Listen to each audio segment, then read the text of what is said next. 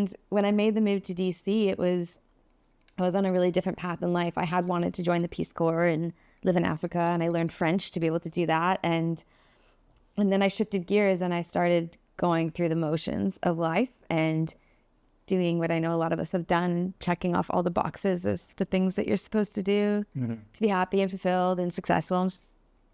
And yeah, that led me to DC at a big law firm. And it was nothing like what I dreamt I would do when I was 8 years old. So you went to college and you studied law, right? I studied psychology, behavioral science in university. And then in the States, you have to go back for graduate school. So I went back to school for 3 years to get my law degree.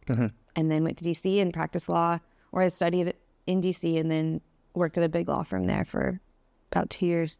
So working in a big law firm, you would have seen some shit that's pretty high-end corporate, especially in a legal firm. Is it anything like Suits? Okay.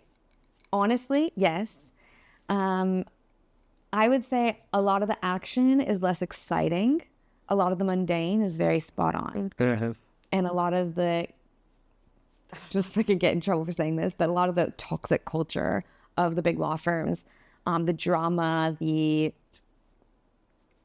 things that you see in Suits that add all the drama to the show, that is more or less real.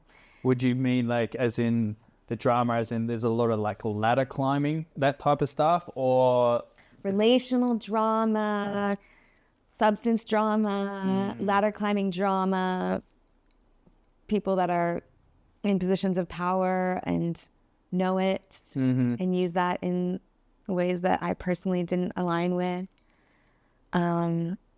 Yeah, it can create a very, sexy environment for a series on Netflix. For me, working in it was a nightmare. I hated it. Wow. Yeah. So then what made you flip the switch? Yeah. And to be fair, some of the things that I was working on were super interesting. The cases were interesting, really high profile cases. The, conflicts and the issues were interesting, but law school was a lot more interesting than practicing law, in my opinion. When you're in it, it was kind of just a lot of emails. Just a law degree to get email certified.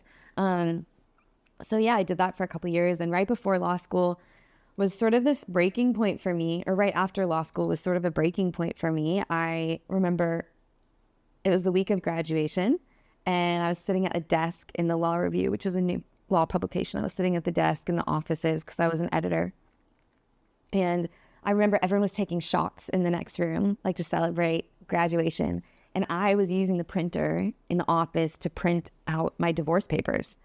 And that was where I signed those papers to finalize my divorce. And I remember sitting at the table, kind of crying over my divorce papers, and my friends are taking shots. And I was like, what am I doing? Like, what have I done in my 20s? And who am I? Wait, how old were you then? I was 23. So how long were you married for? I must have been 24. I was married for 3 years. I was 24. Why? So, okay, because that's a very young age. Yeah. A very young age. Was that, why? Why? Well, there's a lot of reasons why, but I definitely, like, looking back, even when I say I was 8 years old and I wanted to join the Peace Corps and I wanted to move, I think there was just some part of me that was racing through life for whatever reason. Maybe I wanted to be taken seriously, or I had big dreams or ambitions and I just wanted to get there without having to go through the process of learning who I was, really. And I think I wanted to do things more quickly. Like, I raced through university. I graduated when I was like 20 and then got married when I was 21. I was also really immersed in the church at that time in my life. And that was what I thought I was supposed to do to have impact and be.